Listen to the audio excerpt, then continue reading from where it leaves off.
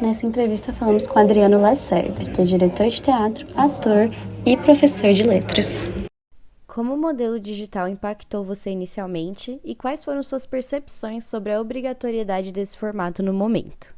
O impacto inicial, pensando na coisa do teatro, assim, foi, enfim, a realidade se impôs e demorou um tempo até entender o que estava acontecendo. Então, teve uma saída brusca da presença, que é tão fundamental no teatro, né, da sala de ensaio. A gente estava pensando numa peça que ia ser encenada presencialmente, tinha começado a fazer cenas e tal, processo criativo, e de repente isso tudo foi para casa, cada um na sua casa, ali, com a internet e tal. Então o impacto inicial foi, primeiro, quanto tempo isso vai durar? Existia a perspectiva de que durasse algumas semanas, talvez um mês e pouco, 2 meses, sei lá eu, e que se voltasse para aquela apresentação no, no presencial mesmo. Então, isso foi visto como uma etapa para voltar logo, né? Após vivenciar a experiência da pandemia e do teatro digital na prática, como o público reagiu? E quais foram as principais diferenças que você notou? Eu atuei em duas peças, né? Foram dois processos online em que eu participei como ator. Foram Senhora dos Afogados, no primeiro semestre de 2020, e Elas, no segundo semestre de 2020. O público procurou sempre ser acolhedor, assim, e se manifestar na medida do possível ali, buscando encontrar algo teatral naquele espaço, o que ficou de teatro, o que teatro foi possível nesse espaço, né? A gente não tinha essa interação que é muito do teatro, do público, sei lá, rindo na hora que a piada é feita, ou respirando junto num momento mais reflexivo, ou todo mundo muito atento, ou até mesmo às vezes meio boring, mas não era essa coisa imediata, né? Terminava-se a peça, a gente sabia que estava apresentando, que tinha pessoas assistindo, mas a gente às vezes estava cada um no seu quarto, na sua sala, enfim, né? Era algo muito louco, assim. E aí as pessoas se manifestavam da maneira que podiam no final, em geral, de maneira muito acolhedora, né? É, ali nos emojis, nos chats, nas mensagens. Então, acho que todo mundo buscando, entendendo a situação, buscando esse espaço de conexão humanizada no virtual, que era o possível ali do momento, né? Quais são as principais diferenças técnicas entre o teatro ao vivo e o digital? Olha, nessa questão técnica, o teatro presencial, vamos colocar assim, ele tem as suas características que são intrínsecas, né?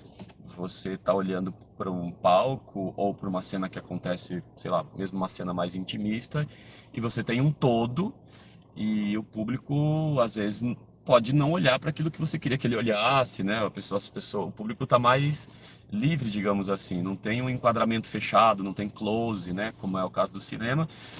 E aí já está uma diferença grande, porque no teatro online era possível você de repente colocar diante da câmera só sua boca, só seu braço, focar num objeto específico muito pequeno que não seria visto. Então essa é uma diferença. A questão da voz, dá para pensando assim, sobretudo no palco italiano, que é onde se apresenta mais, né? Não precisava se preocupar tanto com essa coisa da projeção da voz, então dá para explorar coisas diferentes, você estando ali diante da câmera, pertinho do microfone e tal. Em relação ao presencial, quando se está online, o acostumar a falar não olhando para outra pessoa, né? Você fala e a pessoa tá com uma câmera, tem alguns momentos tem o delay, mas acho que uma angústia enorme assim era a questão da internet, né? Porque, sobretudo para quem escolheu apresentar ao vivo, assim. E foi o meu caso nas duas peças do Teatro Escola Macunaíma e também na peça que eu dirigi na escola. Então, essa coisa técnica mesmo da será que todo mundo vai estar conectado? Será que ninguém vai cair da internet? Isso é assim, tipo, foi uma angústia constante, assim. Quais foram os impactos positivos e negativos do teatro online? Bom, sobre os impactos positivos e negativos, eu vou tentar responder a partir de um caso particular. Na peça que eu estava dirigindo com meu amigo Lucas no colégio, bom, o colégio é de Amparo, mas tem uma menina de uma cidade vizinha, Monte Alegre, que morava na época numa região rural. E o sinal de internet dela era péssimo. Bom, e ela estava. A gente estávamos a 10 minutos da apresentação, assim, que ia ser ao vivo, mas essa menina desapareceu, assim. Ela provavelmente ficou sem sinal de internet. Provavelmente não foi isso, ela ficou sem sinal de internet e ela sumiu. E ela não estava no momento que a gente se reuniu para conversar. E ela não respondia mensagem, não respondia ligação. Ela estava sem sinal de nada.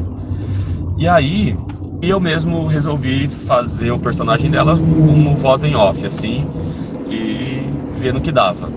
E foi o que aconteceu na primeira cena. Depois, numa das cenas do meio da peça, assim, ela entrou. E aí eu mandei uma mensagem pra ela assim que a cena acabou. E aí, tudo bem? Ela, agora tá tudo certo. Depois essa menina foi contar a odisseia que foi, a saga que foi, na verdade. Que ela mobilizou a família dela porque o sinal acabou e ela foi pro centro da cidade, bater na casa de alguém que pudesse emprestar internet. E ela toda maquiada, enfim, na casa às vezes de pessoas que ela nem conhecia direito, para poder conseguir uma internet e conseguir se apresentar. Impacto positivo disso.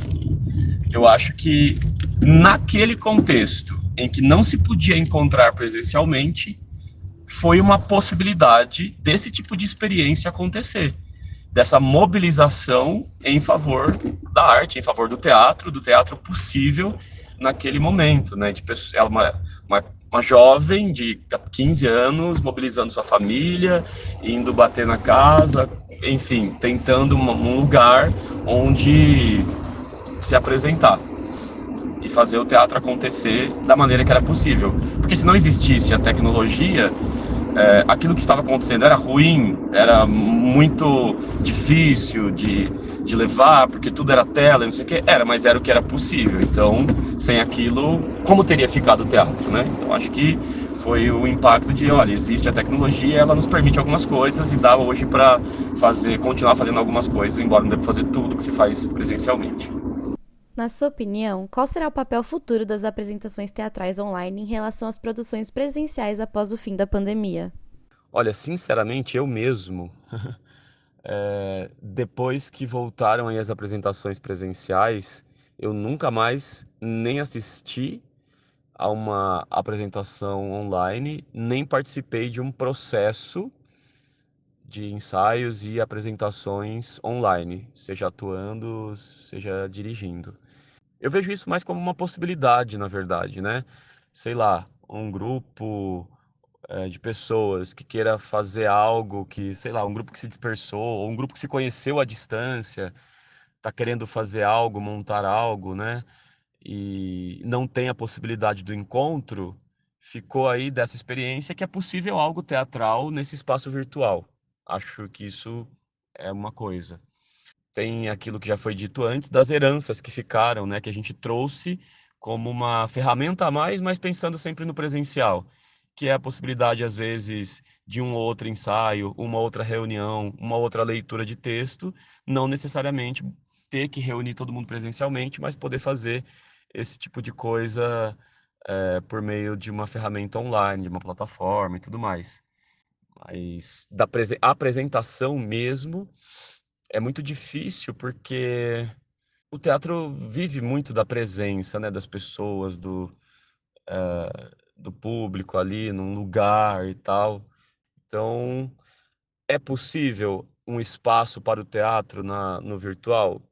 Vimos que sim, é possível. E acho que, sobretudo, quando se faz ao vivo. Então, eu vejo como uma possibilidade para situações singulares em que o encontro não é permitido. É isso. E as apresentações presenciais precisam continuar cumprindo esse papel de reunir as pessoas num espaço para verem, interagirem e depois discutirem, saírem falando, conversarem com os atores, com as atrizes, enfim.